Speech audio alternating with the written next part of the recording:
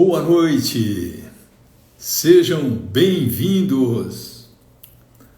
Nós estamos aqui na terceira live do ano de 2024. Hoje é dia 28. Lembrando que esse mês de fevereiro ele vai até o dia 29. Obrigado aí para as pessoas que estão chegando. Boa noite. Sejam bem-vindos, Alfredo, Dênio, já vou chamar vocês, a Alda, sejam bem-vindos, né? Toca no coração, vamos fazer explodir esse coração aí, né? E nós vamos ter aí uma mega live, essa live é de número 86, lembrando vocês que nós começamos lá em 16 de agosto de 2022 e a coisa andou. E a live, o objetivo é da NM Consultoria deixar um legado ao mercado agro, principalmente no que se toca ao CRM e assuntos que são relevantes. Então, o nosso tema hoje é o tema perfil do solo e compactação. E nós temos aqui dois ícones do agro brasileiro, o Dr. Alfredo Richard, ele é mestre em fertilidade do solo. Boa noite, Fernando, seja bem-vindo. A Ju também, Orlec, seja bem-vinda, o César. Por favor, toca no coração para explodir, para trazer mais gente aí, o Arlindo. Então, assim, são dois ícones do agro brasileiro. Dr. Alfredo, como falei, a especialidade dele é fertilidade do solo e também nutrição de plantas, né? E também temos aqui o Dênio Orlec, ele é engenheiro agrônomo, ele é gerente técnico da Cotripal, que fica em Panambi, no Rio Grande do Sul. Boa noite, Fernando. Obrigado pela presença aí. Se puder, gente, vocês estão chegando, toca no coração, faça explodir, para que o algoritmo reconheça e traga mais pessoas. E também tem aqui o avião para a gente compartilhar, né? Então, eu já vou chamar os meus convidados, já agradeço antemão, né? Porque realmente é um tema relevante e eles realmente têm esse conhecimento aí. Então, eu vou chamar aqui o Alfredo, né? O Alfredo deve estar viajando, ele sempre viaja aí de terça-feira, né? Mas tudo bem, onde ele está tendo internet, a gente consegue falar. O Alfredo já entrou. Ô, Alfredo, boa noite. Boa noite, Nivaldo. Boa Tá tudo noite, bem com você? moçada. Graças a Deus, bem. E você? Bem, graças a Deus. Passou bem do calor de hoje ou não? Bronze agrícola. Incrível, né? Bom, o Vinícius que entrou aqui, seja bem-vindo. O Josué, o Renan, as outras pessoas aqui, Água Pura Toledo, o Bruno, poxa, o Renan Bassi, sejam bem-vindos. Toca no coração, faz explodir. Eu vou chamar, já agradeço, viu, Alfredo, aí, por você estar prestigiando, por você ter aceito o convite aí, né? E nós vamos já agora Ok, chamar o Dênio aí, tá bom? E a ok. gente já começa Obrigado. a nossa live. Eu que agradeço, Ok. viu? Dênio, vamos chamar o Dênio diretamente de Panambi, Rio Grande do Sul. Vocês que estão chegando, fala a cidade de onde vocês estão entrando aí, que vocês estão, né? Aqui nós temos o Dênio, eu estou hoje em Londrina, norte do Paraná, e Bruno, Gumercindo, tem mais outras pessoas que entraram, sejam bem-vindas. Assim, não esqueçam, façam as suas perguntas, coloca no comentário, o assunto é relevante. Tudo certo aí, Daniel? A câmera. Tá ouvindo bem, Daniel? Tô ouvindo bem, só eu não consigo virar a câmera aqui. Mas a câmera do telefone? É, Então vem embaixo aí, talvez você tenha que só dar um toque aí para ela virar para a gente aqui. Na parte superior, Dênio, da tua tela vai ter um símbolo da direita para a esquerda é o segundo. Clica nele. tem aqui, não sei.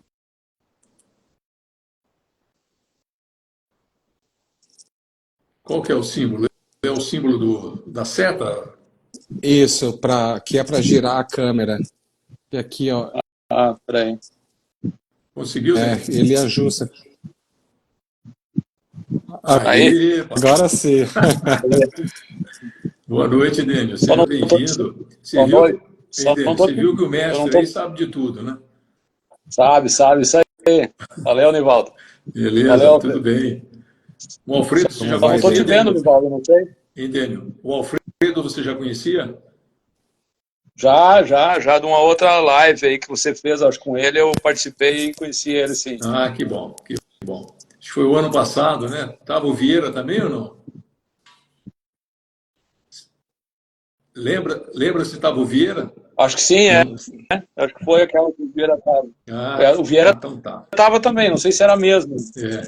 É que ele fez uma com o Vieira também. Pessoal, então boa noite, sejam bem-vindos. Vocês que estão chegando aí, então toca no coração, faz explodir para trazer mais gente através do algoritmo. O Instagram realmente ele reconhece dessa forma. Eu já agradeço a presença de todos, do Bruno que chegou, do Renan e de outras pessoas aí. Só lembrando vocês que vai ter o espaço para as perguntas. Você tem aqui no comentário, façam as perguntas no momento que a gente for fazer a explanação do assunto, perfil do solo e a compactação, e para que vocês não saiam com dúvida. E também tem aí o avião, se vocês puderem tocar no avião, toca no avião, compartilha com mais pessoas, e quem não segue a gente ainda, né? Nós estamos aqui com o nosso perfil aqui, né? O Nivaldo, o Alfredo e o Dênio, tá? Então, nós vamos iniciar, essa é a live de número 86, né? Iniciamos, como eu disse, lá em 16 de agosto de 2022, e até um colega aí, que é conhecido até pelo Dênio, que é o João Paulo Krieger Zampieri, ele falou, poxa, 85 lives, você vai para 86, parabéns, está deixando um legado realmente para o mercado agro, né? Mas assim, a gente começa e a hora que você vai estar em movimento, as coisas vão se ajustando, né? Esse assunto mesmo saiu de uma conversa da outra live lá sobre com o próprio Alfredo, né, Alfredo? E aí surgiu esse assunto, aí já lembrei do Dênio. Então, nós vamos realmente dentro desse processo todo. Eu vou passar a palavra agora para o Dênio já fazer a apresentação dele, falar um pouquinho, e depois nós já passamos para o Alfredo, e depois nós vamos iniciar falando da palavra. Hoje a palavra é no Provérbios 28, e o versículo é o 26. Tá? Dênio. Bom, boa noite, Nivaldo, mais uma vez. Boa noite, Alfredo. É um prazer conversar com vocês sempre, né? E como você falou, eu sou gerente técnico da Cotripal, atuo como engenheiro agrônomo há 35 anos já na cooperativa, e a gente conduz também o campo experimental com avaliações aqui. E essa questão, Nivaldo, de compactação e de perfil de solo, ela é uma preocupação assim já de longa data, né? Porém, a gente nunca conseguiu muitas ações, né? Porque você trabalhar do solo para cima é relativamente fácil, né? Da superfície para baixo sempre é mais difícil de você trabalhar, mas sempre foi uma preocupação, né? O plantio direto levou muito a isso, né? A buscar esse conhecimento aí, né? Nós tivemos lá no passado, né, pesquisadores aí como o Juca Sá, trabalhando o perfil já, estudando o perfil.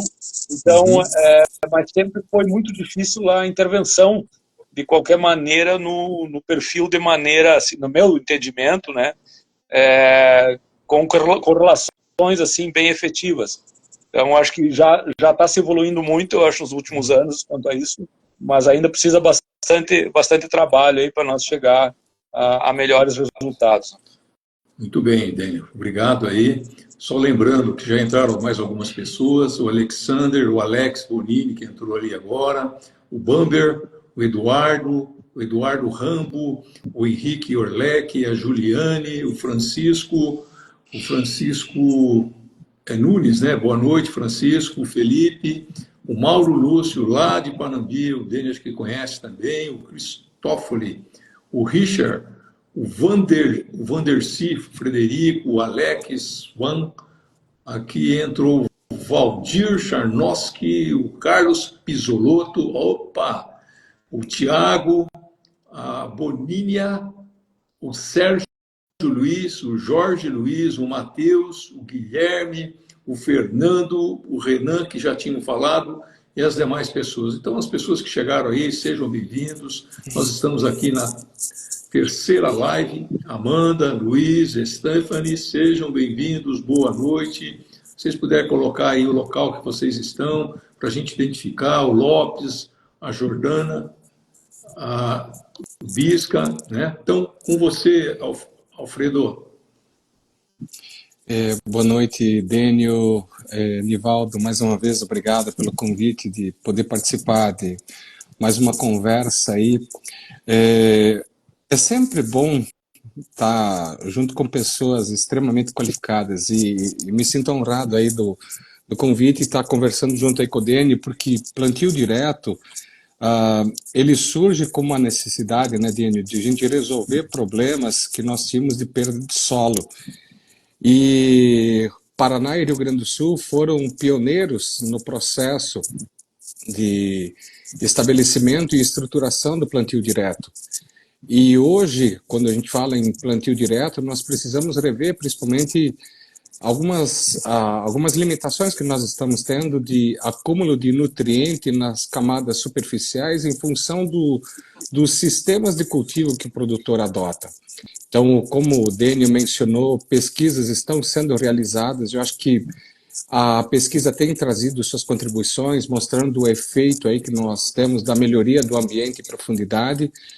Mas o que eu tenho observado, agora falando não só como professor, mas como consultor, visitando propriedades e conversando com produtores, é quase unânime as propriedades que eu já visitei em várias regiões do país, as dificuldades que os produtores encontram em estabelecer as estratégias aí para correção de solo, mas principalmente como amenizar os problemas de compactação de solo. Acho que vai ser uma conversa muito boa. Muito bem, muito bem. Então, aqui eu já mandei para mais 10 pessoas, então nós temos o avião, esse avião ajuda a gente a compartilhar com mais pessoas, e tem aí o coraçãozinho, ele dá uma explodida e traz mais gente através do algoritmo, né?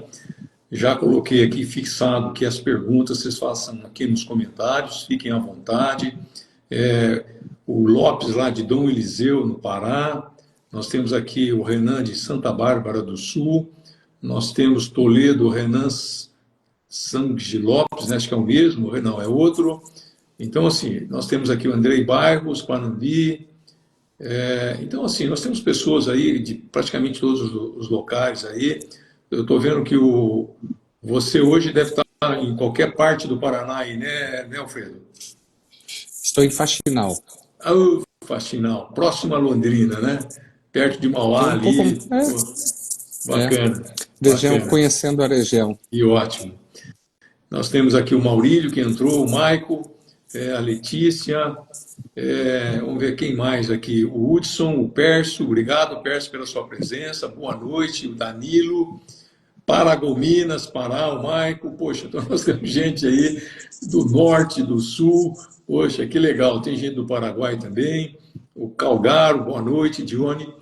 Então, assim, eu sempre inicio Terra Roxa, opa, bacana, pertinho de Palotina, pertinho de Marechal Rondon, Guaíra, né?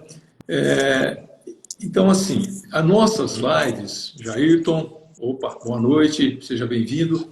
Eu sempre começo com a palavra, né? Então, aqui, eu também não quero falar para vocês de religião nem de religiosidade, mas a gente sempre deixa uma mensagem, e essa mensagem, ela, no meu ver, que já está indo para quase 2 anos, é a leitura do livro de Provérbios, né? Luan, boa noite, seja bem-vinda aí, viu? Seja bem-vindo. Então, assim, o livro de Provérbios, o que leva eu a fazer essa leitura e recomendar? Flávio, boa noite. Ele tem 31 capítulos, é um capítulo para cada dia, né? Então, hoje é dia 28, eu já li o capítulo do dia 28, são 28 versículos, eu marquei o versículo 26, como eu já falei. Ana Paula, boa noite, o Rodrigo também, sejam bem-vindos. E assim, cada vez que eu leio, a gente vai buscando uma sabedoria, a gente vai trazendo realmente coisas que são relevantes. Eu vivi na religião, na religiosidade aí há mais de 2 décadas, né? Então, são coisas que eu não vivenciei da maneira que eu estou vivenciando. E eu tenho um lema que eu procuro colocar, são 2. Primeiro, a boca fechada mata. Segundo, maior é o que serve. Então, estou servindo porque eu também fui servido, né? Então, eu vou trazer isso para vocês. Rafael Gonçalves, Santa Rosa, Paraguai. Boa noite, seja bem-vindo, meu amigo. Você que mexe aí com essa parte de agricultura de precisão, distribuir o calcário aí no Paraguai, você está com 2 pessoas ilustres aqui, e uma hora dessa nós precisamos fazer uma live. Eu já falei isso para você. O Rafael, o Luiz Antônio aqui, boa noite, sejam bem-vindos, né? Fernando Haldi, na minha opinião, um dos insumos de grande importância na construção do perfil do solo é o gesso, juntamente com o calcário e o fósforo. Bacana, nós já vamos falar isso. Rafael Veloso, boa noite, obrigado aí, Rafael. Estamos com o Dênio, Rafael, lembra do Dênio? O Rafael também está no Paraguai, mora aqui a família mora aqui no Brasil, né? Então a gente tem bastante pessoas aqui. Mas, Misael, boa noite. Mas assim, eu estava falando de Provérbios, né? Então o livro de Provérbios, ele é muito sábio, ele traz muita sabedoria. Nós estamos agora na coletânea, na terceira coletânea, do capítulo 25 ao 31, você vai ver que você vai falar sobre as características, o comportamento das pessoas nobres, dos reis, dos sábios. Então, o capítulo 28, ele está exatamente enquadrado na terceira coletânea. E nesse capítulo 28, ele fala aqui do governo, fala sobre governar, né? Estepaim, seja bem-vindo, o Valmir também, que está chegando aí. Poxa, que legal. Fernando, nós vamos falar da sua pergunta depois. Então, assim, o que é uma das são 2 características importantes de você para estar dentro do comportamento ou característica da pessoa nobre, que está exatamente na terceira coletânea. É ser comedido no falar e não falar mal das pessoas. As pessoas nobres não falam mal das pessoas. E o que mais a gente ouve é um comentando do outro, é um criticando o outro, né? Então aqui está na palavra, não sou eu que estou falando, está aqui. Então a gente ser comedido no falar, porque assim, se a gente fala demais, muitas vezes a gente está falando coisa que não devia e pode se estrepar aí, né?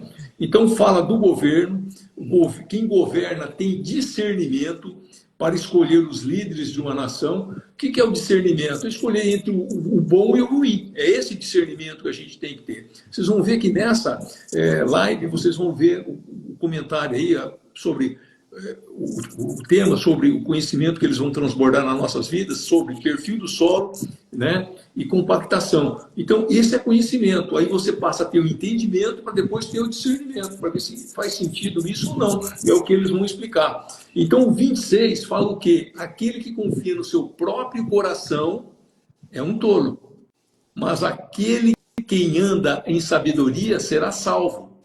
Olha uma outra versão. Aquele que confia em seu próprio coração é um tolo, mas quem quer que ande sabiamente será liberto. O que é importante entender? Não sei se vocês sabem, a palavra coração na Bíblia aparece por 929 vezes.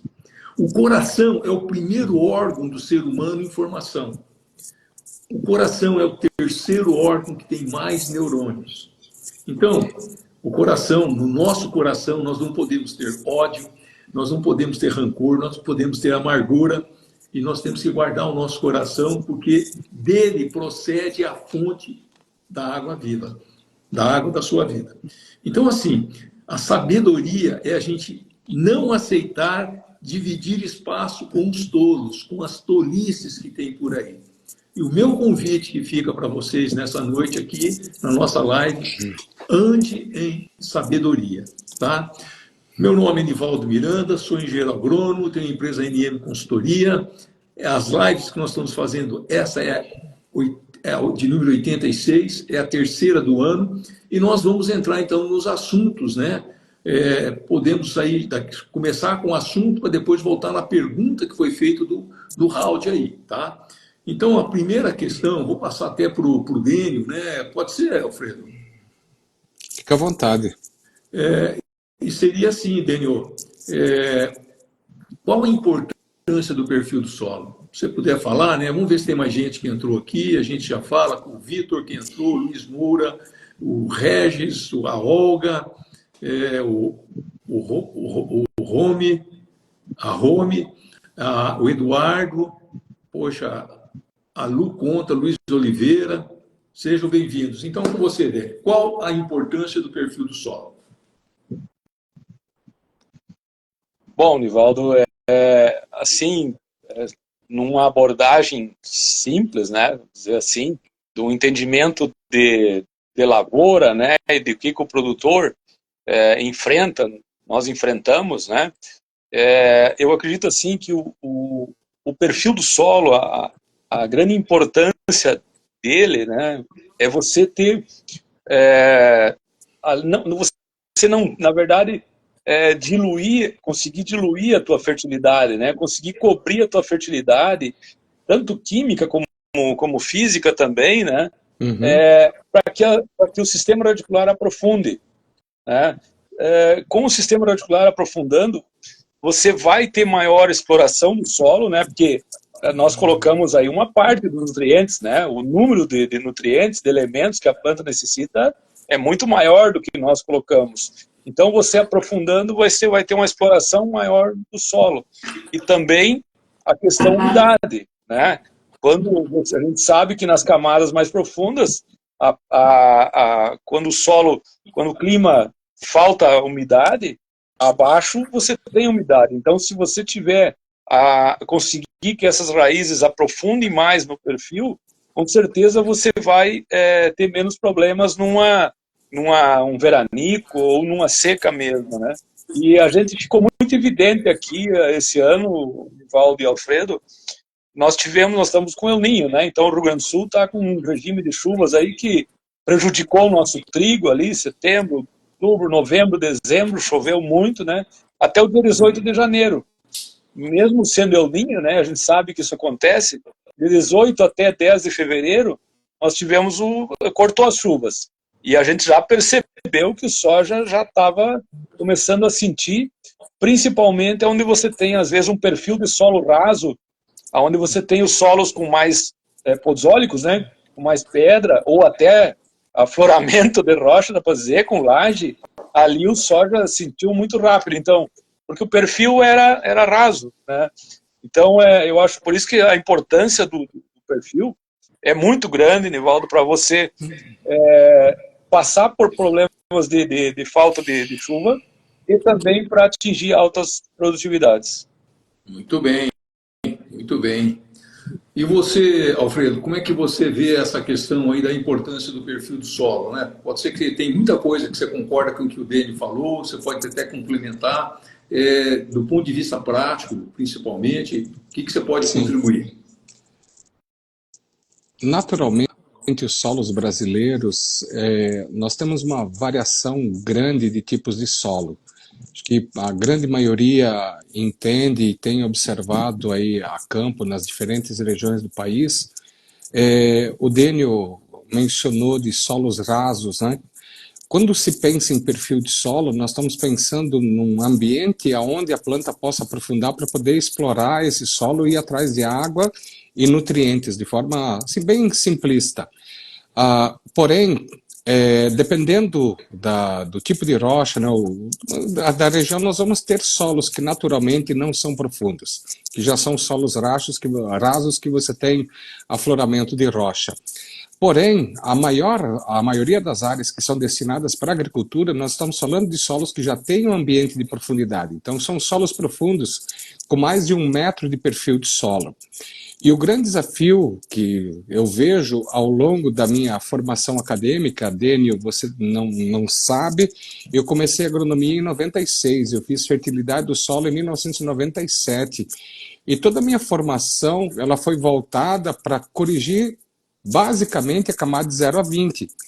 E muitos colegas que estão aí acompanhando, o direcionamento, ou muitas vezes nós quando pensamos em manejo de correção e adubação, nós consideramos só a camada 0 a 20, e nós esquecemos que a planta ela tem um potencial de explorar solo em maior profundidade. Eu falo isso quando a gente pensa em culturas anuais, soja, milho, trigo.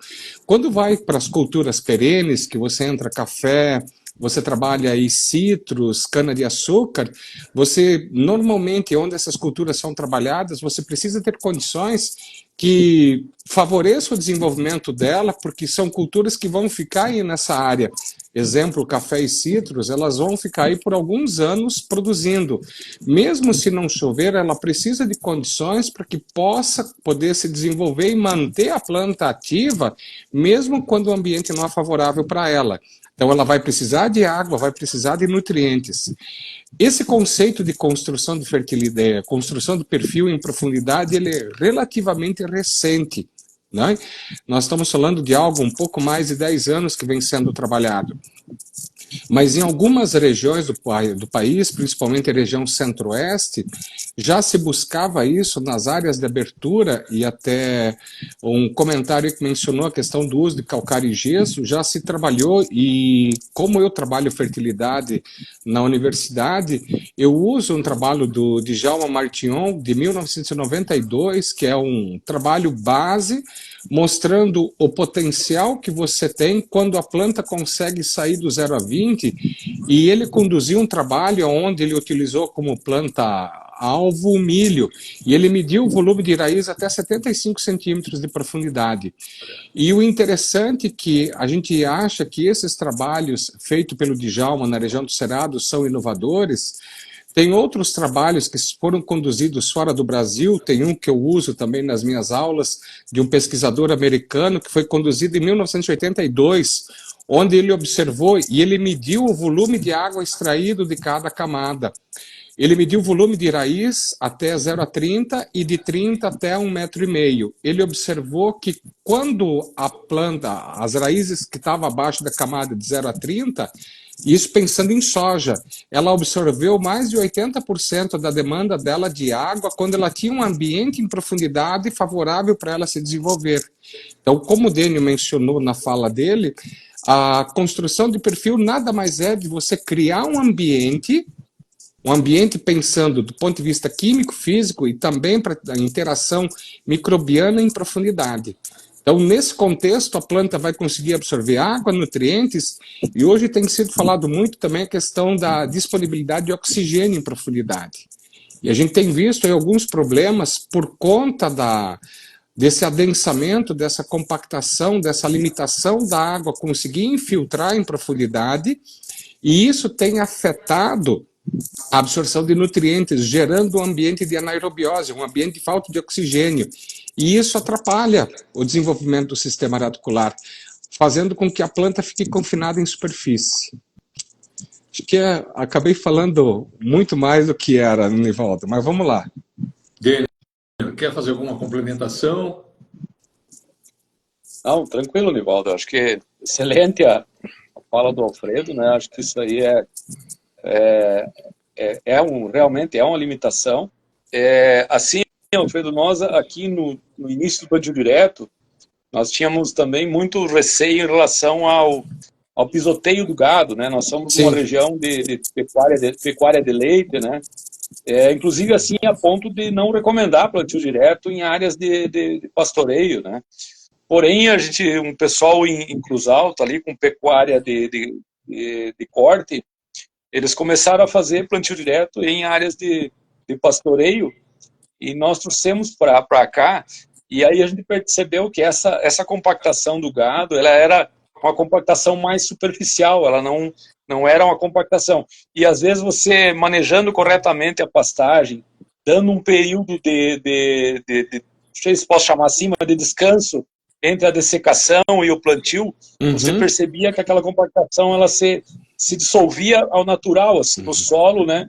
E você conseguia fazer um bom plantio direto. Hoje já tem vários trabalhos aí de pesquisadores da URGS, né, comprovando aqui que essa compactação ela não interfere, e se você fizer um trabalho com a integração lavoura-pecuária de maneira adequada, com produção de palhada igual e com pastoreios adequados, você tem uma condição muito boa de produção e às vezes até ganho em função da questão microbiana, biológica do solo. Mas voltando assim, Alfredo, nós também na época, a gente não conseguiu evoluir muito no entendimento da questão da compactação aqui, porque às vezes você não conseguia perceber, o processo de medição era com alguns penetrômetros que tinham, né? De impacto, mas você não conseguia às vezes estabelecer uma correlação,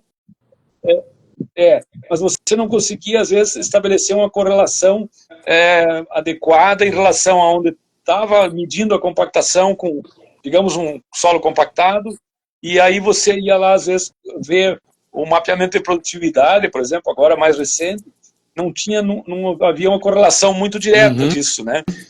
Porém, assim, quando nós começamos a perceber, assim, uma época evoluiu para a questão do plantio somente com disco, né? O plantio com disco, tu sabe, ele é muito mais fácil, né? Não embucha, a plantadeira é normal.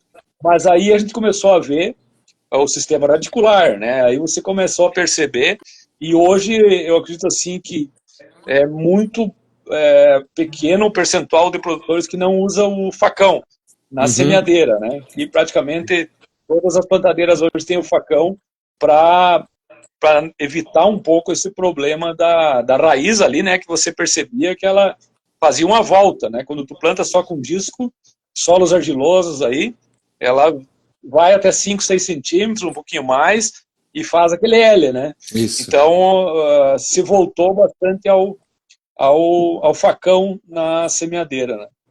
Mas rapidamente isso aí, né, assim, em relação à compactação, né? Mas eu sei que tem locais aí que o pessoal tá estudando mais também e tentando resolver esse problema de outras maneiras, às vezes, né?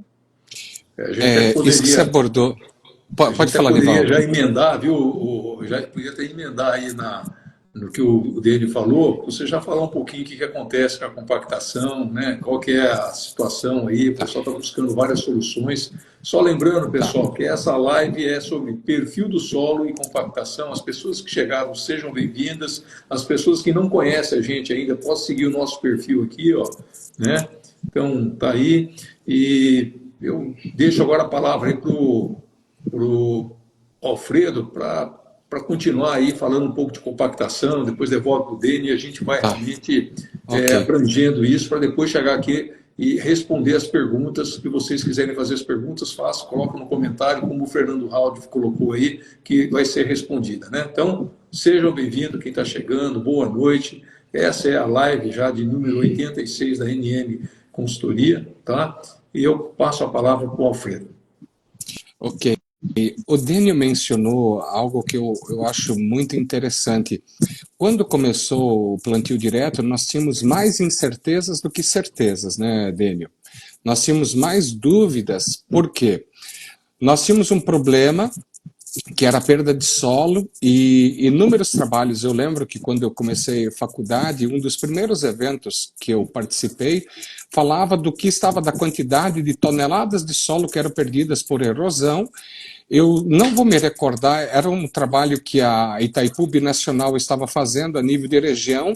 Eu não me recordo quem era o pesquisador que ele mostrou, mas ele enfatizava que não estava perdendo-se apenas solo, mas estávamos perdendo nutrientes também que estavam indo junto nessa camada superficial que acabava sendo erodida.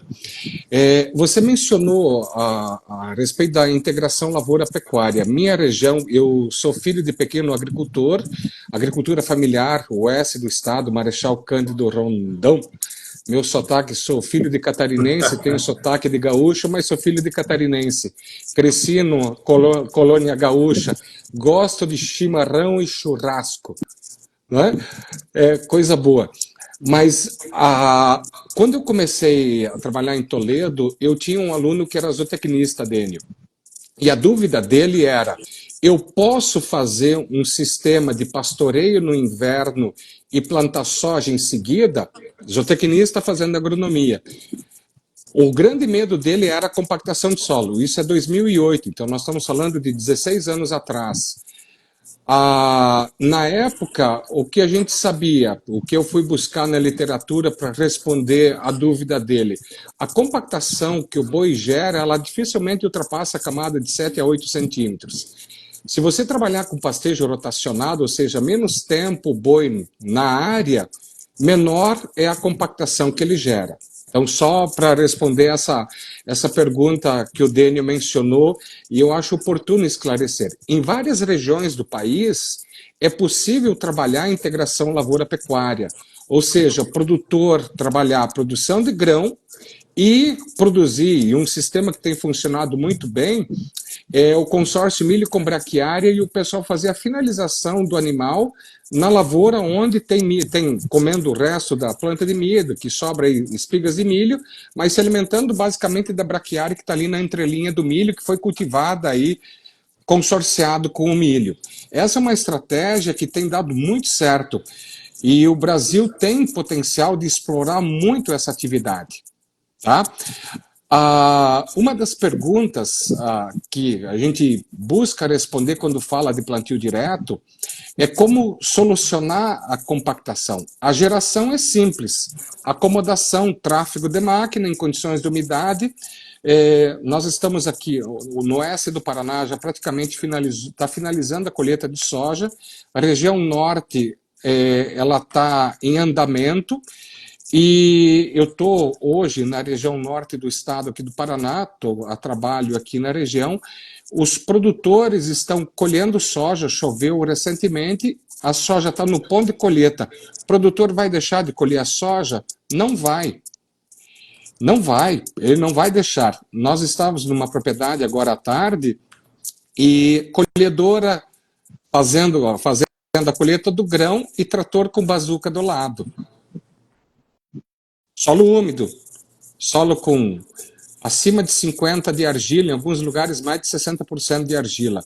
É inevitável que vai ter problema de compactação por conta desse tráfego aí de máquina. O que o Dênio mencionou, muitos produtores, para amenizar esse efeito, têm usado a botinha ou facão sulcador, dependendo da região, como o pessoal quiser chamar.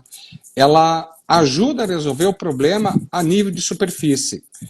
Na live anterior, Dênio, eu comentava com o Nivaldo que eu tenho observado usando o penetrômetro, e essa é uma das características, os equipamentos que nós tínhamos no passado, quando eu fiz a disciplina de manejo e conservação de solo, isso foi em 97, se não me engano, nós usávamos um penetrômetro do impacto para medir a camada compactada.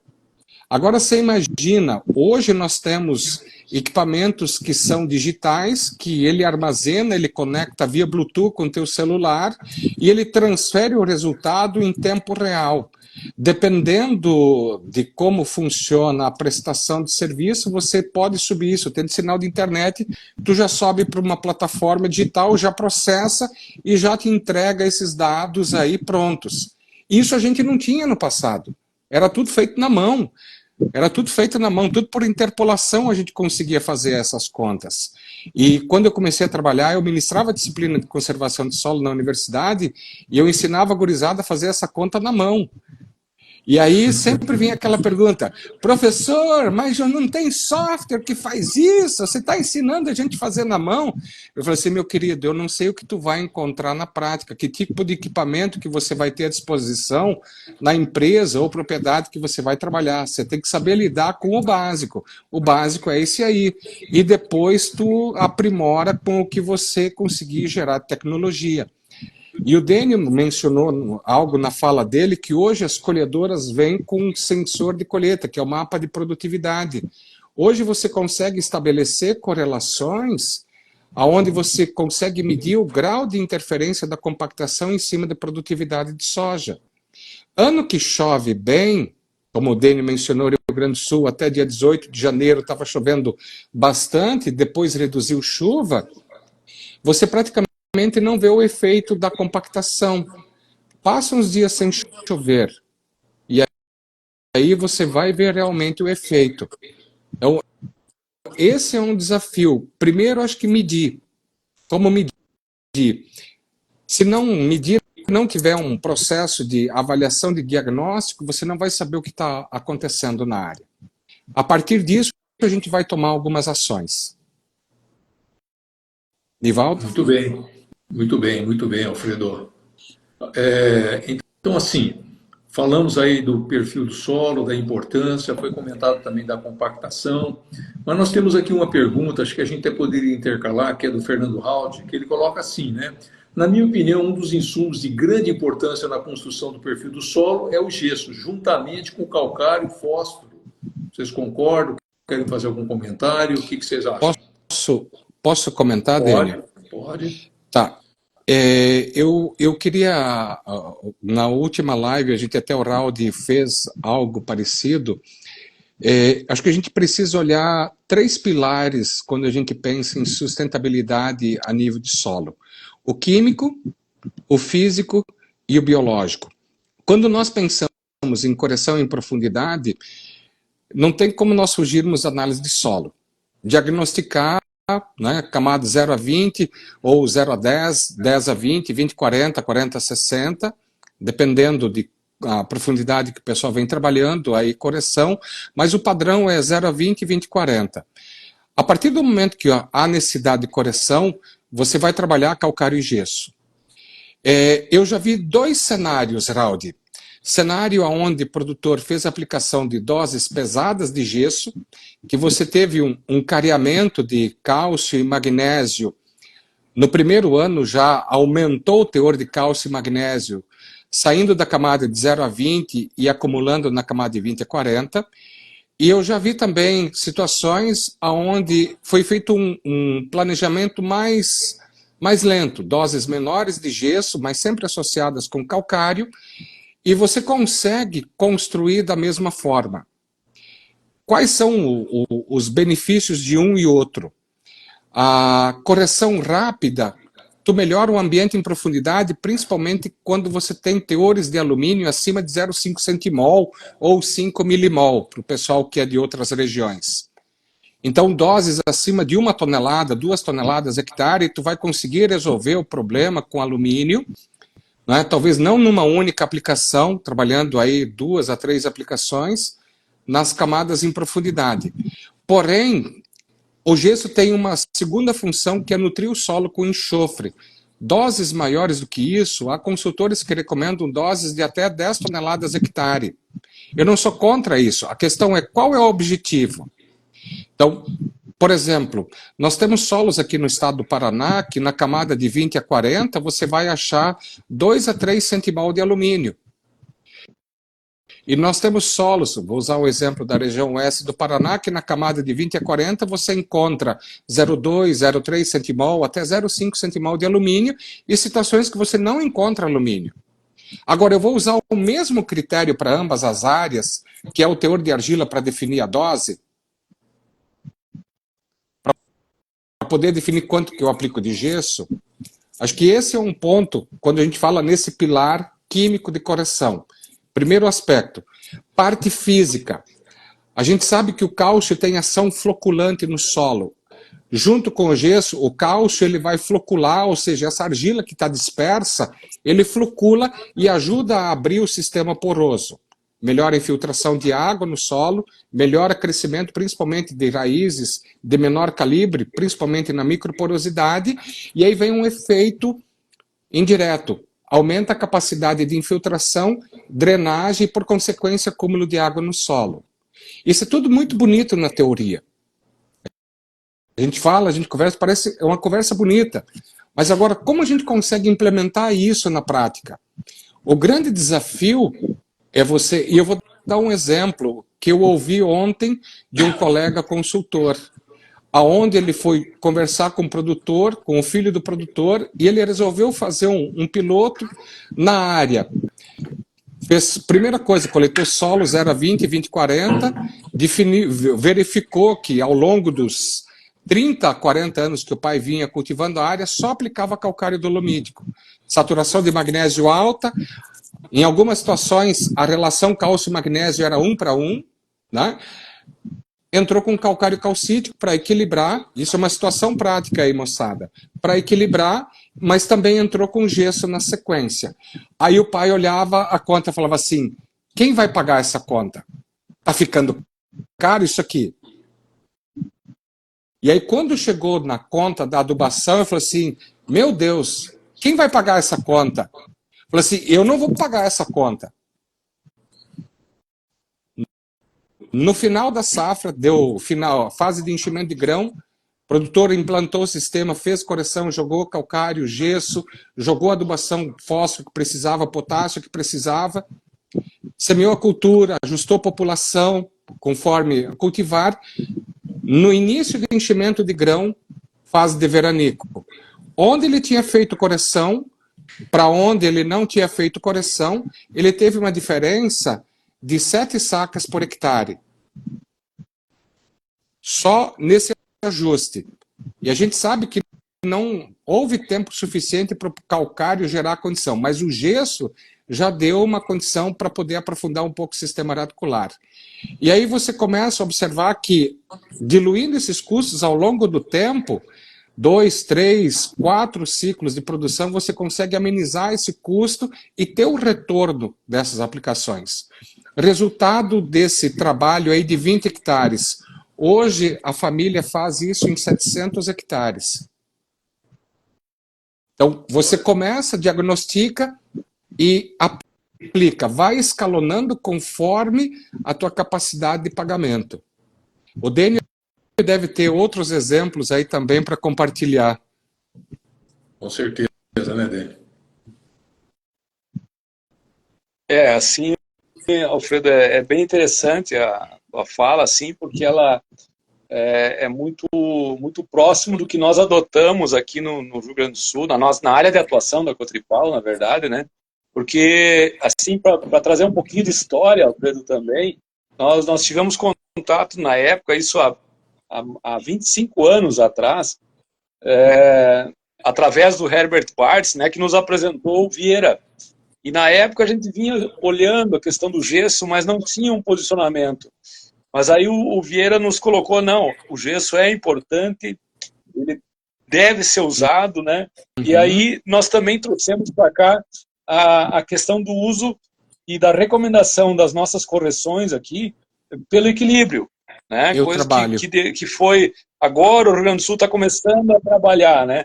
Mas ainda não é bem como o Paraná usa, como o Vieira usa nas suas recomendações, né? Sim. Mas nós usamos desde lá para cá. E o que você falou ali, a nossa relação cálcio-magnésio aqui era 1 para 1, potássio era baixíssimo no solo, né? Então você tinha problemas. E quando nós talvez seja a primeira cooperativa, começamos a trabalhar fortemente com calcário calcítico e com gesso, né?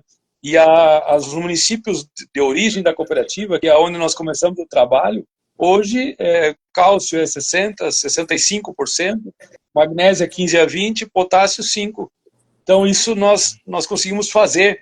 Claro que é naquela camada, né, Alfredo? Aí você vai ver, é a camada de 0 a 15, no máximo 0 a 20. Né? Mas com a questão do gesso, sempre a gente tem posicionado ele aí para o produtor, em momento que entra calcário, que a gente faz às vezes agricultura de precisão, entra o gesso também compondo aí as aplicações, e a gente tem visto excelentes resultados. O que eu queria te pedir, Alfredo, assim, em relação, qual é a opinião que tu tem? Hoje tem produtos aí vindo para o mercado que tem esse, eu não uso apelo, mas teriam tecnicamente esse posicionamento de aprofundar a questão não só do cálcio, como até interferir um pouco no pH também em profundidade, né?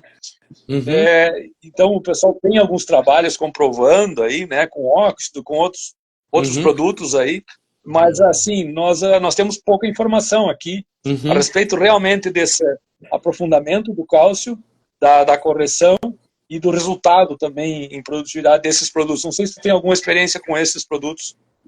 Tenho. O pessoal tem usado, eu não vou citar nome de equipamento, né, mas tem equipamentos que vão injetar o calcário com pressão dentro do solo. O que a gente tem observado, tem um trabalho interessante que eu uso, que é do Douglas Gitt, da Fundação MS, onde eles testaram esse efeito do subadubador injetando óxido no solo. Ele chega no final da conclusão, depois de 2 anos conduzindo o trabalho, que o efeito que ele teve foi mais a descompactação do que de correção de solo. Poxa. Você mencionou o Vieira. O Vieira fez um trabalho aqui no Paraná para ver, porque a história é bonita, o equipamento impulsiona o calcário para dentro, gera essas microfissuras, e por estar empurrando, né, o calcário, ou esse óxido, ele teria uma reação. A gente sabe que, dependendo da distância da haste, você vai criar gradiente dentro do solo, em profundidade. Eu não estou dizendo que isso é ruim. A pergunta é, qual é o objetivo? O que eu tenho observado dos trabalhos que foram conduzidos, a maioria, o efeito maior foi da descompactação e não da adição como subadubador. E aí, Dênio, uma coisa a gente tem que lembrar de alguns valores de referência. Por exemplo, eu adoto relação cálcio-magnésio 3:1, né? Eu acho que esse é o equilíbrio. Você mencionou cálcio 50, magnésio 20, potássio 5, é ideal.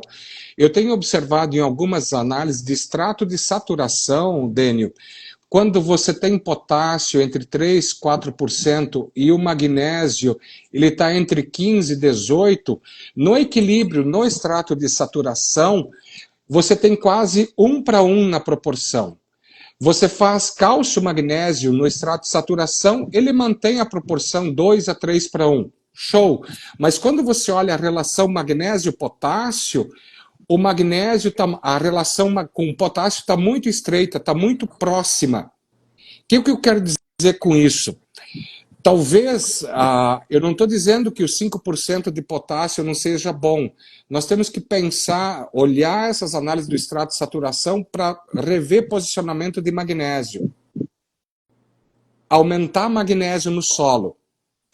E uma das coisas, eu estava numa plantação de tomate ontem à tarde e o produtor usa a fertirrigação. E você via deficiência de magnésio na folha. Olha. Isso trabalhando fertirrigação, trabalhando na fértil. Então, ele está adicionando matérias-primas. O que está acontecendo? A base química de equilíbrio dos nutrientes no solo não mudou. Só que a opinião entre os diferentes pesquisadores quanto a essas relações se usa ou não usa, eu não quero entrar nesse mérito de discussão. Eu acho que cada um tem que construir os seus resultados, tirar suas conclusões. Eu sou um defensor de uso disso. Tanto que, durante o doutorado, eu fiz doutorado na UEL, Dênio, eu conheci o Vieira e o Fioretto. E ano passado, o Nivaldo me convidou até para participar de uma live com o Vieira, onde a gente falou a questão.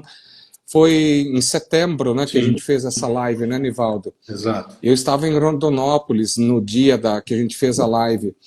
Mas, assim, o Vieira e o Fioretto fizeram um trabalho, tanto aqui no estado do Paraná como no Rio Grande do Sul, de divulgar esse equilíbrio de bases. Nós temos que mexer a água, né, para que o pessoal saia desse comodismo. E uma das coisas que eu conversava com um colega com quem eu estava rodando hoje à tarde, o produtor está muito acomodado. Muitos produtores estão acomodados. E eles precisam se desafiar. Ele fala de produtor, mas eu falo de profissionais também acomodados. Hoje nós temos uma ferramenta, Dênio, nós temos a internet, aí só não estuda e evolui em conhecimento quem não quer. Concorda comigo? Verdade. A quantidade de informação que nós temos é gigantesca. É gigantesca. Só que isso gera, por outro lado, dúvidas. E aí o que você tem que fazer? Eu fui fazer um treinamento ano passado, Dênio, e aí um colega falou assim, eu estou fazendo na área de um cliente meu uma curva de resposta a calagem e gesso. Para mim, a situação, eu não achei nada lá. Ele falou assim, eu estou fazendo fazendo lá e vou tirar minhas conclusões. Nos próximos 2 anos eu vou tirar minhas conclusões. E aí ele olhou para os outros colegas que participavam da conversa e falou assim, olha, eu oriento que vocês façam o mesmo. Olha, O Nivaldo mencionou que você cuida da parte de pesquisa dentro da Cotripal. Imagino que tu tem essas curvas também. Dênio. Não, nós não temos ali. O que a gente tem seguido é muito dentro desse posicionamento do Vieira nos produtores, né? Mas a gente não tem, Alfredo, feito essa questão das curvas, não. Né? A gente fez vários estudos lá com gesso, usando gesso e avaliando a profundidade, né, dos nutrientes, avaliando produtividade, mas a curva não.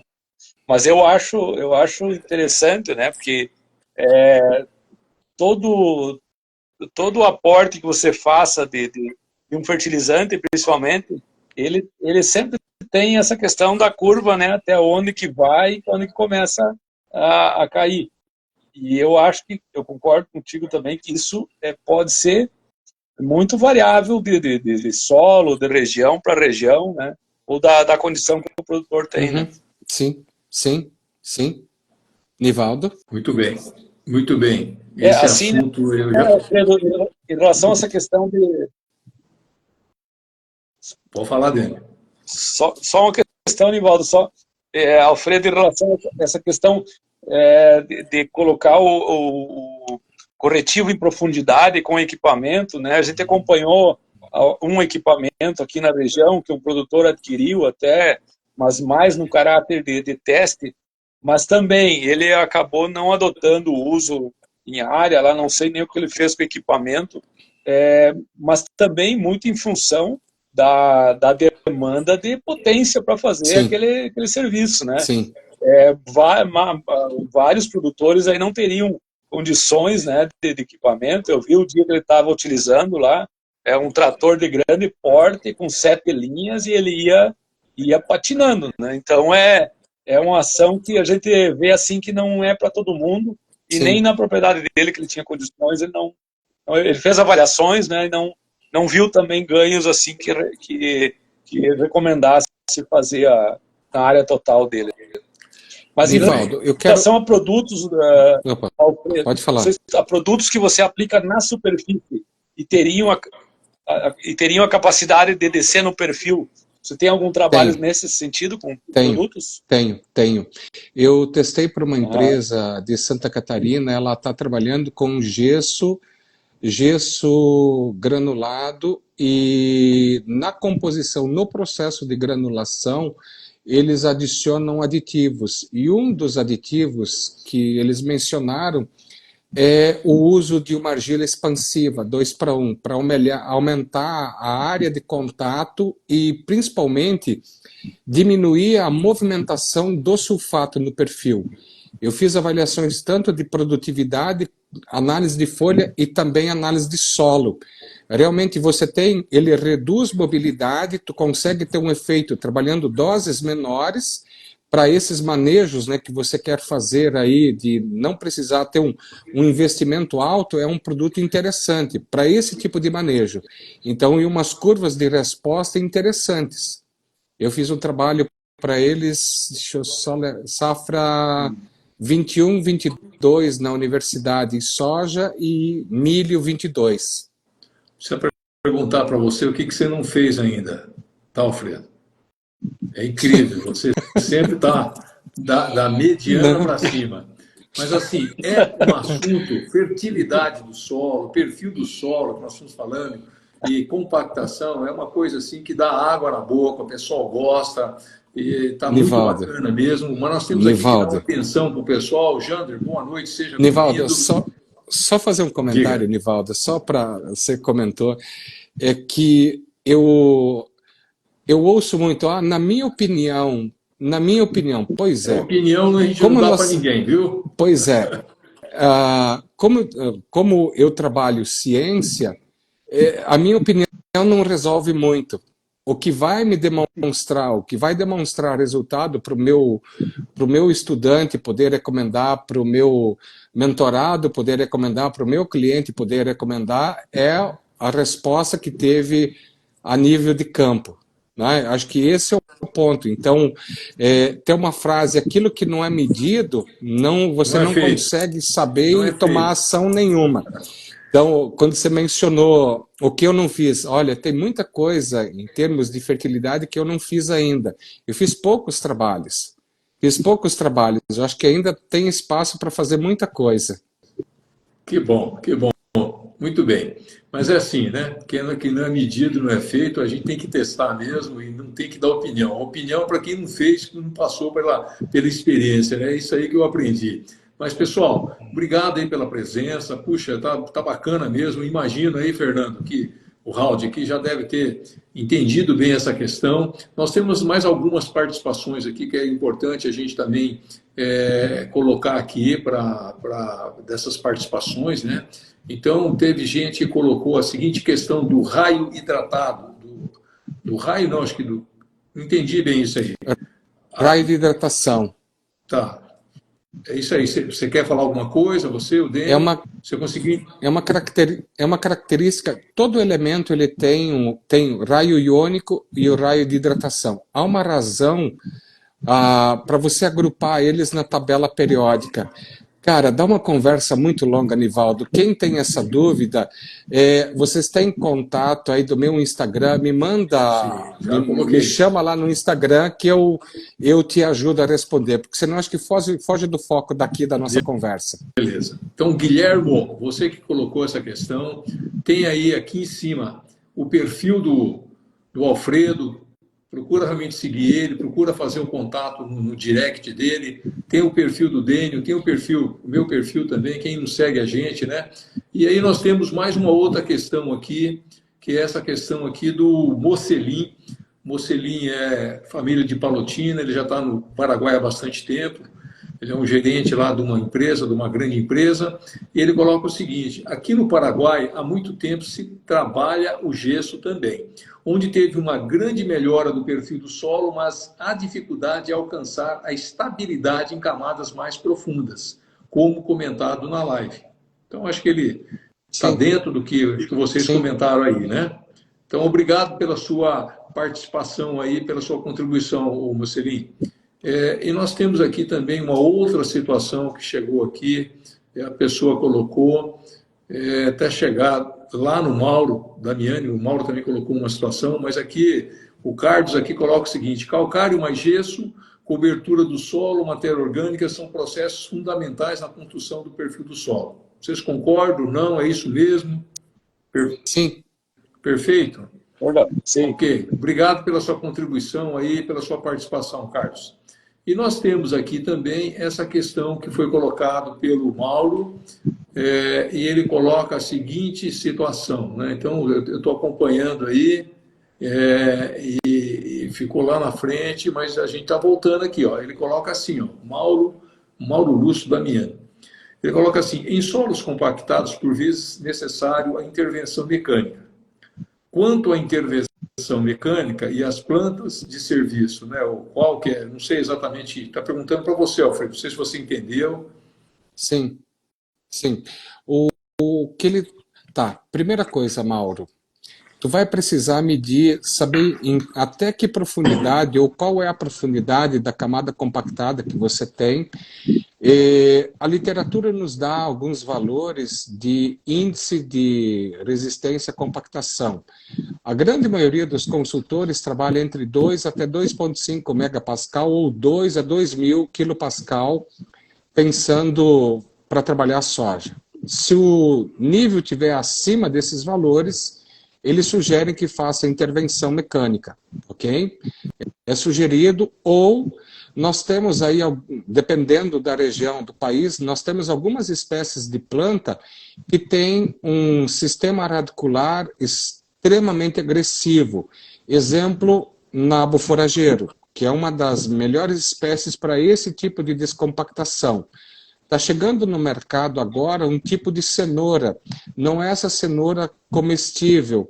É uma espécie que se adapta principalmente em regiões, principalmente aqui na região sul, que pode ser cultivada nesse período de entre safra, né, entre soja e trigo, dependendo da região, que pode ser utilizada, que tem uma eficiência também de descompactação. A dificuldade dessas plantas, tanto nabo como essa cenoura, é questão de relação CN. Elas têm uma baixa relação CN, então persistência de palhada. É uma forma de você conseguir amenizar. Na minha opinião, Mauro, a planta de serviço, planta de cobertura, elas vão te ajudar. Além da descompactação, tu precisa proteger esse solo. É inevitável tu usar uma planta com uma relação CN maior, tá? Nesse caso, você precisa estudar dentro da região onde você está qual seria a melhor opção de planta. Vou dar meu exemplo do oeste aqui do Paraná. Manejos que a gente pode adotar. Se for fazer intervenção mecânica, né, o produtor quer resultado rápido, não quer esperar o resultado um pouco mais lento com o uso de planta de cobertura, melhor momento de fazer isso é pós-soja. Não faz milho segunda safra.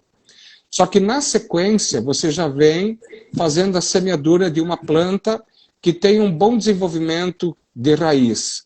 Uma das espécies que eu já testei na nossa região que funciona muito bem é o milheto. O milheto tem um bom volume de palha, parte aérea, mas também tem um volume de raiz satisfatório. Por que não as braquiárias? A janela entre colheita de soja e semeadura do trigo é curta. A braquiária ela não vai conseguir estabelecer e formar um bom volume de palha, né? Eu acho que o milheto é uma boa opção pensando para essa situação. Outra opção, produtor não quer descompactar, milho com braquiária. Eu não quero fazer milho com braquiária. Nós já temos teste, até a GR Ponto Carlos aí vai confirmar a empresa que ele trabalha. Ela já tem trabalhos que ela fez há alguns anos de sobressemeadura de aveia em cima do milho. E deu resultados muito bons. Eu tenho um ex-aluno que é professor Pardal, ele comprou um drone e ele, quando o milho passou da fase de florescimento, ele semeia trigo na área dele com o drone. E eu falei assim, mas gauchinho, você tá doido, moço? Eu falei assim, se colher trigo, beleza, se não, eu tenho uma boa cobertura. Então, algumas opções. Acho que o Dênio também quiser fazer umas observações. Fazer um comentário, né? Bom, essa questão do uso de plantas, Alfredo, aqui a gente tem feito vários trabalhos, né? Fizemos trabalhos, inclusive, lá no campus experimental, né, com vários esquemas de sistemas de rotação, vindo após milho, após soja, né?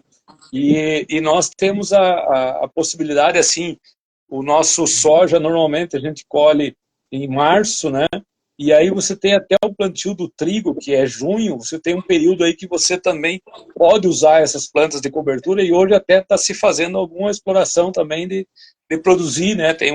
Nós temos hoje na cooperativa uma cevada de ciclo curtíssimo aí, que você pode entrar com ela e até entrar com trigo depois, né? Ou com outro cultivo de inverno, porque ela é muito rápida. Então isso está se trabalhando. E mix de coberturas também, né? Onde você tem às vezes o centeio com ervilhaca, com o nabo junto, né? Pós-soja também, o pessoal vem usando bastante nabo antes da cultura de inverno. É uma excelente planta que ela se desenvolve no frio, se desenvolve na meia estação, se desenvolve bem em várias situações, né? Mas achei interessante essa questão que você falou, dessa outra opção que tem aí para se usar também, né? Seria interessante conhecer melhor. Nós temos produtores aqui, um produtor aqui que até foi estudado pelo pessoal da CCGL, ali, antiga Fundacep, né? Onde o pessoal avaliou o perfil dele. Ele tem feito muito uso dos mix de coberturas, tem feito uma rotação também com milho, e o perfil dele é outro, né? Muito também em relação à questão até de aprofundamento da matéria orgânica, né? Que eu acho fundamental, né, Alfredo? Essa questão da matéria orgânica é uma dificuldade, principalmente onde você tem temperaturas mais altas, né? Você conseguir aumentar o nível de matéria orgânica. Além de que nós também, a rotação com o milho, para nós aqui, ela saiu muito de cena. Hoje se concentra muito no milho irrigado, né? ainda tem milho de sequeiro, mas predomina milho irrigado, né? Então é uma dificuldade para você aumentar a matéria orgânica. Por isso também do uso desses mix de coberturas, para você conseguir tentar incorporar mais carbono no solo aí e tentar aumentar a matéria orgânica. Mas a gente está vendo bastante dificuldade, né? Esse produtor também tem feito uso de adubação orgânica, né? Com esterco, aí, com o que ele consegue, que eu acho que também tem ajudado, né? Sim, os mix são uma alternativa muito boa. Perdão, Nivaldo. Os mix são uma alternativa muito boa. A dificuldade é ajustar o mix para cada região, pensando a nível de Brasil. Eu sou da opinião do uso do mix, concordo, eu até não mencionei a questão do uso do mix, porque ele vem aumentando na minha região, que é o oeste do Paraná, porém eu acho que poderia ter uma expressividade um pouco maior dentro do planejamento da propriedade, o produtor fazer parte da área cada ano para conseguir, em 3 anos, aí, rotacionar em 100% da área. Então é uma questão de ajuste aí. Você tem, além do efeito aí dos diferentes tipos de raiz, a relação CN tem incorporação de matéria orgânica, mas um ponto-chave, que é a incorporação de fósforo em profundidade e ciclagem de potássio, trazer potássio para cima e melhorar também nitrogênio no sistema, que tem sido um nutriente limitante aí, pensando em soja, pensando para soja, nitrogênio que vem do solo. Muito bem, muito bem. Muito bom. Obrigado aí, Mauro, pela sua pergunta. Espero que a resposta tenha correspondido à sua expectativa. Obrigado aí também pelo Dênio, que também pontuou muito bem essa questão. E só lembrando, vocês que estão chegando, que chegaram aí, se vocês não seguem a gente, nós estamos aqui no nosso perfil, a gente vai procurar trazer assuntos relevantes como esse de hoje aqui do perfil do solo e a compactação. Nós temos aqui um comentário de um ex-aluno seu, que é o Tiago Lorenzoni, só fera nessa live. Parabéns, Nivaldo, Alfredo e Dênio. Então, o Dênio também conhece o Tiago, que a gente acabou fazendo uma live com ele, sabe, Alfredo, sobre CRM. Foi uma live bacana que aconteceu ano passado. E nós temos aqui também a pergunta do Matheus Locatelli, que ele fala assim: como que eu faço para descompactar um solo compactado, já foi escarificado, foi escarificado, não adiantou, voltou a ficar igual. O sorgo ajuda? Interessante. É uma questão que ele está trazendo, né? Bacana. Locatelli, você entendeu, ele usou o termo escarificação. Escarificação é de 0 a 27 centímetros, 0 a 30. Abaixo disso é subsolagem. A pergunta é, Locatelli, tu chegou a medir a camada compactada, até que profundidade estava compactado? Possivelmente você tinha compactação abaixo dos 30 centímetros. E isso é muito comum. O sorgo ajuda sim. É uma estratégia interessante até pelo ciclo dele, é uma planta que vai te ajudar, mas o problema é que se a camada está em profundidade maior, tu precisa criar condições para poder aprofundar. Então aí pensar em avaliar aí, Locatelli, a profundidade, identificar em que profundidade está compactado e o grau de compactação, para daí pensar a estratégia. Muito bem, muito bem. Dênio, quer fazer algum comentário? Que é isso mesmo? Sim, Nivaldo, eu acho que o Alfredo pontuou muito bem aí. Eu queria só aproveitar o Alfredo, Nivaldo, assim, ó. Nós tivemos uma oportunidade de uma viagem ao Paraná, Alfredo, de conversar com o Pavan, que era do IAPAR, né? Marcos Pavan. Uma pessoa excepcional, né? E ele já, não sei, ele já, com certeza já aposentou, né? E ele é um dos pesquisadores no Brasil que trabalhou com química orgânica, né? Ele, inclusive, na época, ele comentou conosco que ele estava estruturando o laboratório no IAPAR de química orgânica de solo, né? E ele nos colocou na época que me chamou a atenção que as braquiárias, Alfredo, elas têm uma capacidade muito grande de absorção de fósforo, né? Porque se desenvolve em solos, às vezes, muito pobres em fósforo, né? Mas que o grande benefício dela é que quando ela entra em senescência, né, acaba morrendo no ciclo, terminando o ciclo, o fósforo que ela absorveu, ela concentra muito nas raízes, mais do que na parte aérea. Então, você com braquiárias, você tem uma distribuição do fósforo muito boa em profundidade. Eu não sei se você tem essa questão, poderia pontuar melhor sobre isso. Tenho. Dênio, deixa eu só abrir um arquivo que está aqui no meu computador. Eu tenho um colega agrônomo, ele trabalha para um grupo na Bahia, e ele fez uma postagem que eu achei interessante. Ele mediu bem isso daí. Olha só, eu vou virar aqui um instante, porque eu estou com o meu computador aqui do lado, que é deixar a caixa de ferramenta aqui sempre pronta, né, Dênio? Sim. Aí, vamos lá. Olha só, ele avaliou braquiária, produção de matéria seca, ele produziu 8,8 toneladas de matéria seca de braquiária por hectare. Ele fez a quantificação do teor de nutrientes que tinha na parte aérea, ele teve o equivalente a 131 kg de super simples, que converteu em fertilizante, para ficar até mais fácil, que a braquiária trouxe para a parte superficial. E ele viu, quando avaliou raiz, que ele teve um aporte de 178 kg de super simples na raiz. Você vê isso, o que ele conseguiu quantificar.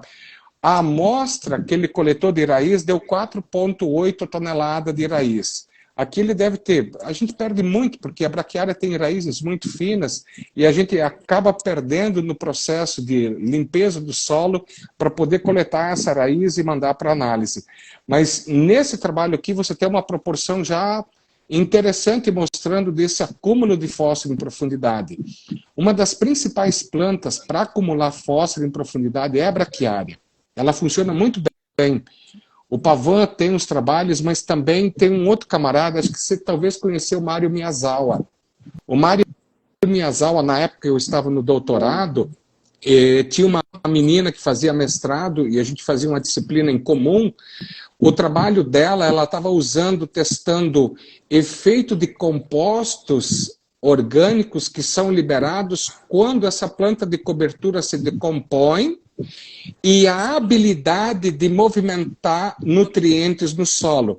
Pensando numa estratégia de correção em profundidade de careamento, que aparece numa das publicações do Eduardo Caires, que ele fala do ligante orgânico. Esse ligante orgânico é um grupo de moléculas que são liberadas quando a matéria seca, a parte aérea, e também a raiz se decompõe, e essa habilidade de movimentar esses cátions, principalmente cálcio e magnésio em profundidade. Então, eles têm trabalhos que foram feitos na primeira década aqui desse século, mostrando essa contribuição. Um colega que fazia doutorado comigo, ele trabalhava com a parte de raiz em cana, e ele fez um trabalho, como ele tinha coletado, teve o trabalho de coletar camada por camada o solo e separar solo e raiz, que era a tese de doutorado dele, ele teve a curiosidade de fazer uma análise química para quantificar. E aí ele veio me perguntar, Alfredão, que nutriente eu avalio aqui? Eu falei assim, o ideal seria todos, mas dá foco no fósforo e potássio. E é impressionante, a cana também faz isso. Olha, que coisa, hein? As braquiárias, Dênio, elas têm uma característica. Quando você trabalha pastoreio, meu trabalho de doutorado, eu trabalhei com fontes alternativas de fósforo em 5 tipos de solo. E eu fiz o meu trabalho em vaso, porque eu cheguei a jogar 1000 miligramas de P por quilo de solo.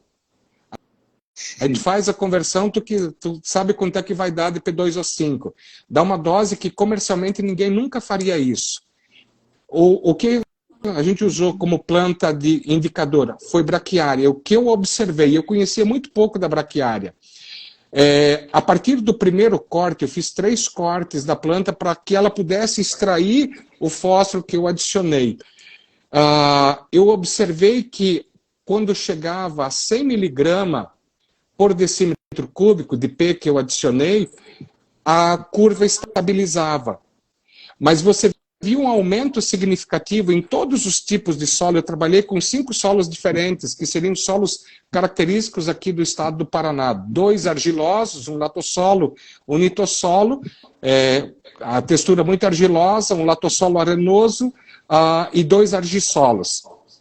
E aí a gente observava o volume de raiz. Qual foi o erro? Eu não avaliei volume de raiz e concentração de nutriente que ficou retido na raiz. Na hora a gente às vezes não tem a compreensão total, mas isso que você comentou, Dênio, é extremamente interessante. Uma das formas de melhorar fósforo é gramínea. A braquiária tem um potencial, a aveia preta também tem um potencial grande. Agora, Rio Grande do Sul, vocês estão tendo umas aveias de ciclo mais longo, que permitem aí até vários pastoreios, aí, aveias aí de ciclo aí de 130, 150 dias. Seria interessante a gente medir nessas aveias para ver o efeito, né, que nós temos de volume de raiz, mas também de incorporação de fósforo em profundidade. Muito bem. Deus, amor de Deus, hein, meu amigo? Você sabe demais aí, Dênio. Com certeza. Bom, pode falar. Você quer falar, Dênio? Não, tranquilo, Nivaldo. Só elogiei, ó, eu achei muito interessante. E eu acho assim que eu queria um pouco dessa afirmação do Alfredo, mas eu também tenho essa questão de que as braquiárias aí, elas deveriam fazer parte em algum momento aí dentro do nosso sistema aí de solo de cultivo. Muito bem. Aqui o Matheus Locatelli, que foi aquele que vocês fizeram a resposta para ele, ele coloca o seguinte: show. Essa área é úmida, provavelmente tenha outros problemas também. E aí ele coloca embaixo: obrigado pelas dicas, vou dar uma estudada nesse caso. Nós que agradecemos aí a sua participação, a sua presença, Matheus, e a tua contribuição aí com as tuas perguntas aí. Nós temos aqui uma outra pessoa, acho que tem que levar os comentários, né? O Ernesto, né? O Ernesto você não conheceu, Alfredo, mas eu acho que o dele já conheceu. O Ernesto, a família dele é lá de Castro, ali, da Capal. Ele acabou fazendo agronomia, não sei se foi em Ponta Grossa, não me lembro aonde que ele fez. Sei que ele ficou um tempo no Canadá, e aí ele teve que voltar, mas não, acho que ele fez agronomia lá em Lavras, tá? E Lavras não, na outra, como é que chama a outra faculdade de Minas lá? Viçosa. Federal de Viçosa. E ele fez o doutorado ou o mestrado dele lá no Canadá. É uma pessoa que entende muito de solos também. Eu quero colocar isso, você junto com ele. O cara realmente é show, tá? Já fez um bate-papo com o próprio Vieira e tal. Não sei se o dele também já participou. Então ele coloca aqui que sou fã do Mix, né? Ele está colocando aí. Ele também tem algumas consultorias que ele faz, que teve que voltar para o Brasil por uma outra situação. Ele com a esposa, se não me engano, acho que veterinária, e está aqui bem perto, aqui em Arapongas, né? Cuida acho que de granja, de suínos, alguma coisa nesse sentido. Mas ele também dá consultoria, e ele realmente, essas consultorias dele aí, entra muito gesso, eu acho que nós precisamos conversar uma hora, vamos ver se a gente coloca aí mais ele junto com a gente aqui nesse processo. Tá. Então ele colocou isso para a gente. Aí nós temos aqui o Damascena, que ele fala: boa noite, trabalho com corretivos de solo, gesso agrícola, fosfato e calcário, né? Então ele está falando um pouquinho do que ele faz. Muito bem, ele falou que também entrega para o Brasil todo, e que o Damiani lá, o Mauro, obrigado pelas explicações, ele agradeceu as explicações de vocês. E aí tem mais uma pergunta que está na tela aqui, mas antes, vamos ver se tem aqui, ó. Agradeceu, o Romeu também colocou lá em cima, o Dênio, é importante a gente prestigiar os comentários, porque a gente pede para fazer os comentários, para fazer realmente as perguntas, né? E a gente vai acabando se perdendo aqui, mas ele colocou, o Romeu, aqui, a seguinte situação. Onde que está aqui? Vamos ver se eu acho. É muita coisa, nós já passamos aí de 60 minutos, né? E se deixar, esse assunto é um assunto bem participativo aqui, né? Eu não estou encontrando aqui que o Romeu colocou, mas agradeço o comentário que você colocou aí, Romeu. Obrigado aí pela tua presença, pela tua participação. E aqui nós temos aqui também, então, essa pergunta que está aqui, né?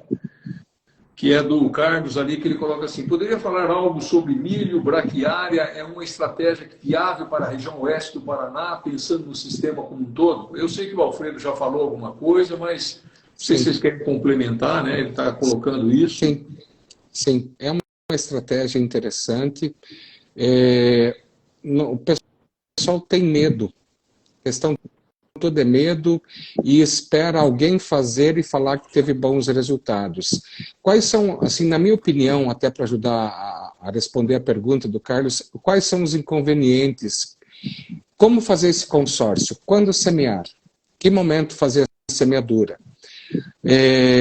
Nós tivemos alguns problemas, Dênio, de falta de chuva aqui nos últimos anos, e isso interferiu muito nesses produtores que tentaram fazer o consórcio, né, com milho e com braquiária. Então, essa insegurança a nível de clima, instabilidade a nível de clima, prejudicou um pouco esse processo. Mas o que eu tenho observado, tem produtores que trabalham o espaçamento de 45, tem feito, até eu vi antes, você mencionou o Renan Sangelopes, o Renan é egresso, é ex-aluno meu na universidade, eu não sei se ele está aí, a empresa que ele trabalha tem um equipamento para semeadura na entrelinha. A gente viu, Nivaldo, aí você disse que eu não testei, né? Eu testei semeadura a partir de 15 dias após o milho emergido, a braquiária não compete mais com o milho, tá? 15 dias após a emergência, você semear na entrelinha, você não tem mais competição com o milho. Herbicida, nós temos como travar e segurar com herbicida. Eu fiz uma postagem agora há poucos dias, tem um amigo que é agrônomo em Cascavel e produtor, ele fez eu chamo de ajuste técnico para não chamar de gambiarra, né?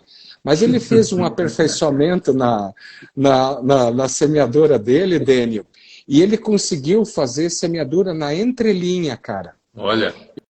Eu olhei para aquilo, ele me mandou as fotos e falei assim, cara, você tem que patentear esse negócio, velho. A gente eu acho assim, a dificuldade ela nos leva a buscar alternativas e soluções. Ele conseguiu uma alternativa. Depois você dá uma olhada no meu perfil no Instagram, Dênio, ou qualquer coisa eu te encaminho só para você dar uma olhada, mas ele conseguiu ter uma resposta muito boa da braquiária desenvolvendo. E ele, Nivaldo, só para você ter uma ideia, ele está na sucessão familiar, ele conseguiu fazer 70% da área, os outros 30% ele vai fazer trigo. Beleza, hein? Então, aonde ele tem milho, ele fez braquiária. E ele tem visto que só milho e braquiária ele está conseguindo ter respostas boas em produtividade. Principalmente, ele teve um período de corte de chuva agora, né? Nessa última safra, teve problema com falta d'água e deu uma resposta produtiva de soja ainda. O Carlos, que perguntou milho braquiária, o posicionamento é uma das estratégias. A gente tem que pensar, e assim, na empresa que você está, Carlos, buscar produtores que são referência e começar. E vocês têm esses produtores já. O que precisa é estimular o pessoal a sair do comodismo e se desafiar e fazer isso. Pra você ter uma ideia, Dênio, agora à tarde eu estava numa propriedade, a gente foi olhar uma área e vai dar o quê? Uns 3, 4% de declive. O solo tem entre 40 e 50 de argila, você vê o escorrimento superficial, você vê o escorrimento, choveu. E antes da semeadura da soja, o produtor aplicou calcário.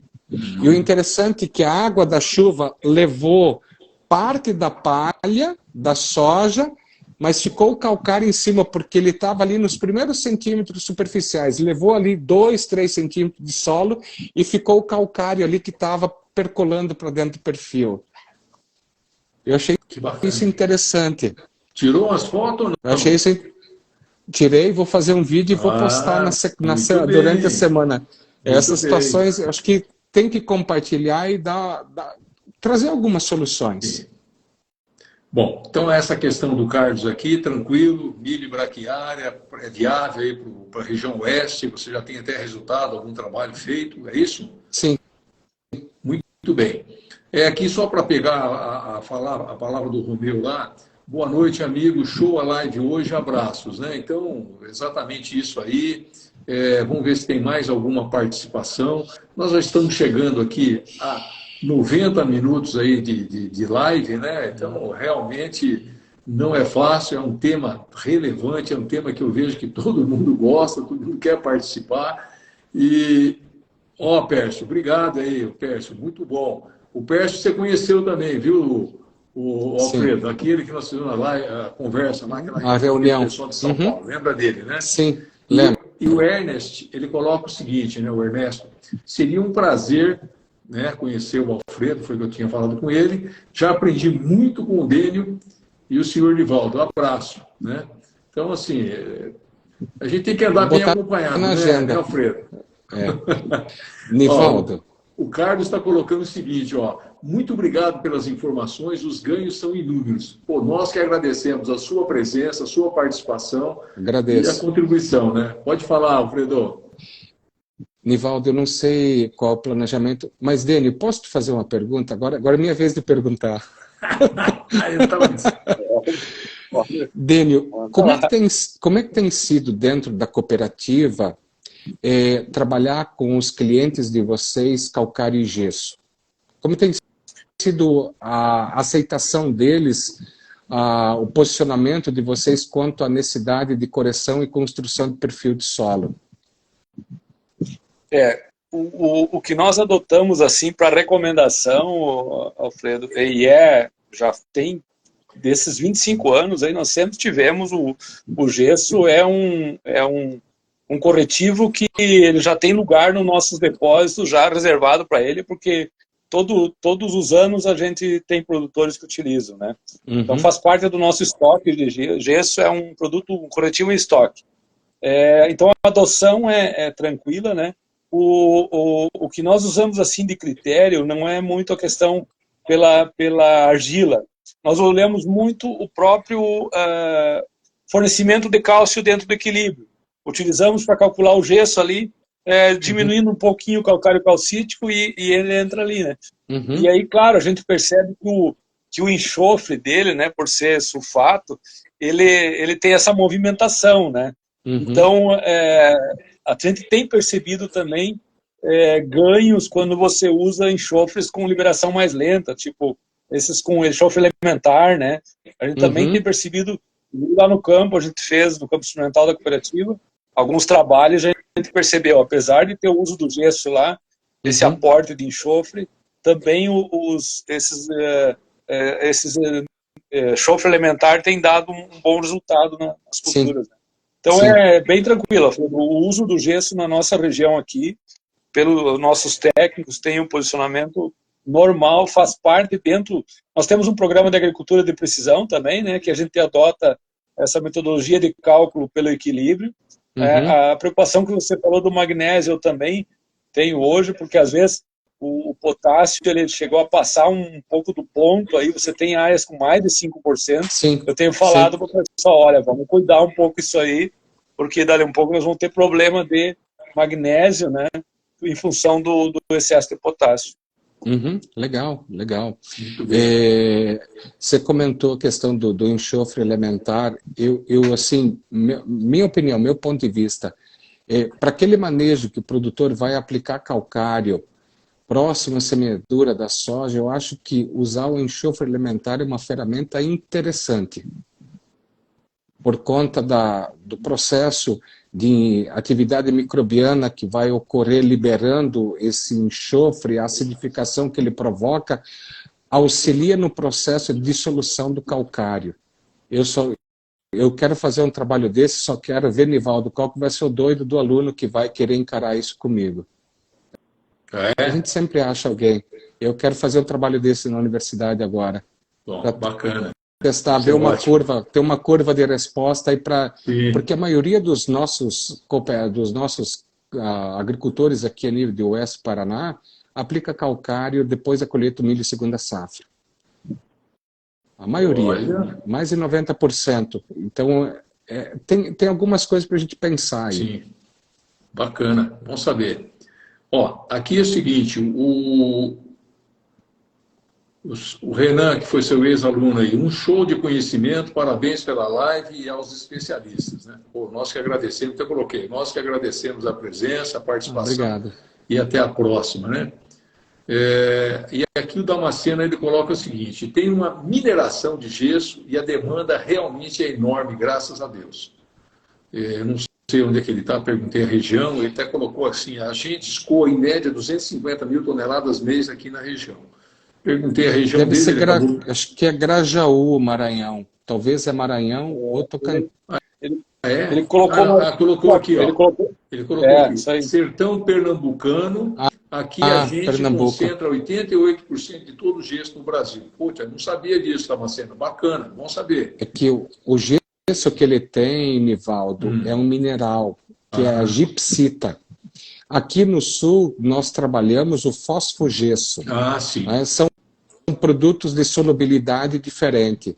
Mas tanto que região, as aberturas de área que a gente conversava na outra live, na região norte e nordeste, esse é um dos produtos-chave para você trabalhar. Gipsita, ele colocou ali, ó.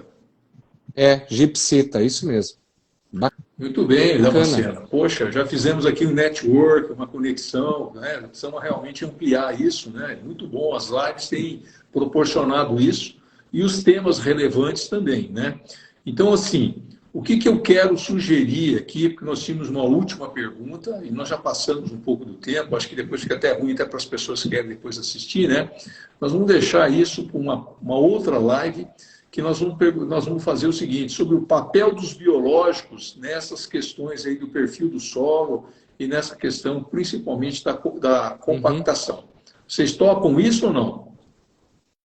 Topamos? Tranquilo. Então a gente vai agendar uma outra aí e a gente vai falar exatamente do papel dos biológicos aí, que é um assunto relevante e a gente só não, como diz o outro, eu só não vou mexer, acender um fósforo aqui, porque o negócio vai longe. E nós já passamos aqui, já está com mais de 1h30 aqui de live, e as pessoas estão entrando, né? Mas assim, pessoal, eu vou deixar então para que vocês façam as considerações finais e a gente depois tira um print e a gente vai para o encerramento. Tá? Obrigado pelas pessoas que estão presentes até agora aí, que fizeram pergunta, participaram. A gente fica à disposição e a gente vai voltar em breve. Tranquilo? Posso começar? Pode, é lógico. Então, primeiro, obrigado pelo convite, Nivaldo. Dênio, prazer participar junto contigo dessa conversa. Acho que a gente tem muito a crescer e construir. O Brasil, como eu comentava na live anterior com o Nivaldo, nós temos um papel importante a nível de mundo, mas não só a nível de mundo, mas agora nós temos que olhar para dentro do nosso país, né? Olhar para o nosso agricultor que está sofrendo aí com a condição do preço das commodities e também com esses fenômenos climáticos que nós estamos tendo, principalmente impactando o Brasil inteiro. A região sul aqui, ora chove demais, ora não chove, então são condições extremas que a gente tem vivenciado. E uma mensagem que eu quero deixar é que nós temos ferramentas, estratégias hoje para serem utilizadas para minimizar esses problemas. Então, acho que do que a gente conversou aqui, a gente falou várias coisas e pudemos apontar alguns caminhos e direcionamentos aí para quem tiver interesse em seguir e dar continuidade aí dos trabalhos. Muito bom. Obrigado. Muito bom.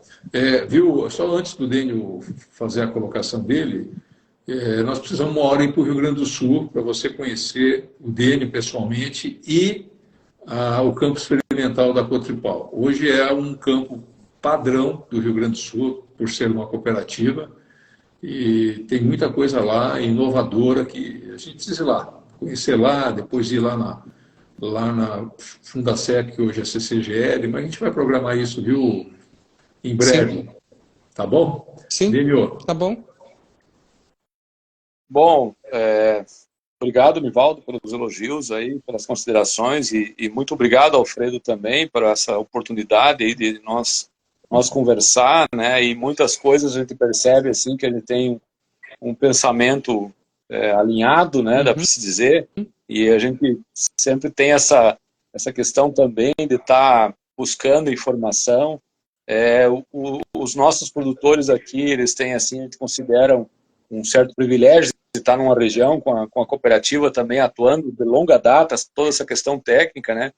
E hoje, assim, Alfredo, a nossa condição lá do campo é muito boa, né? Nós tivemos esse período pequeno aí em janeiro, que assustou um pouquinho, mas voltou as chuvas e hoje ainda choveu aqui, tá normal o desenvolvimento e com potenciais assim que a gente vê lá de parcelas que vão passar de 100 sacas por hectare. Então isso para o produtor, né, buscar isso e adotar nas suas lavouras pode ser muito rápido se ele tiver condições e também tiver o interesse, né, pode chegar a isso nas suas lavouras também. Então a gente fica muito contente assim com essa evolução, né? Tivemos 2 anos difíceis aí com cultura de verão e de inverno, porém a gente percebe agora uma retomada. Você falou muito bem, as commodities aí reassentaram aí, né, numa condição de preço que era pré-pandemia, né? Então parece assim que também isso vai ser por aí. É muito ruim de falar de mercado, né? Mas parece que vai ser por aí, talvez os próximos anos aí, um curto espaço de tempo. Mas nós temos que seguir, né, com o nosso trabalho. Mas é muito bom assim de ouvir sempre essas colocações que você tem condições, né? É só realmente estudar, avaliar. São específicas às vezes uma região para outra, né? Mas cada um tem que estudar a sua situação e tomar as decisões mais assertivas possíveis. Sim. Muito bem. Então, agradeço aí pelo convite, de vocês terem aceitado o convite, pela live, né, pelo assunto, pelo conhecimento aí que foi realmente transbordado aí para as pessoas. Percebi que muita gente passou aqui, tem muita gente que ficou até o final. É assim mesmo. Lembrando que a live fica gravada e nós vamos voltar aí com aquele tema dos biológicos ali, em breve, com o Dr. Alfredo, com o Dênio. Então, só vou tirar aqui os comentários para a gente fazer o print. E a gente, então, encerra agradecendo aí a todos que estiveram conosco aí, principalmente vocês. Tá tudo certo aí? Alfredo, beleza? Sim. Então, vamos lá.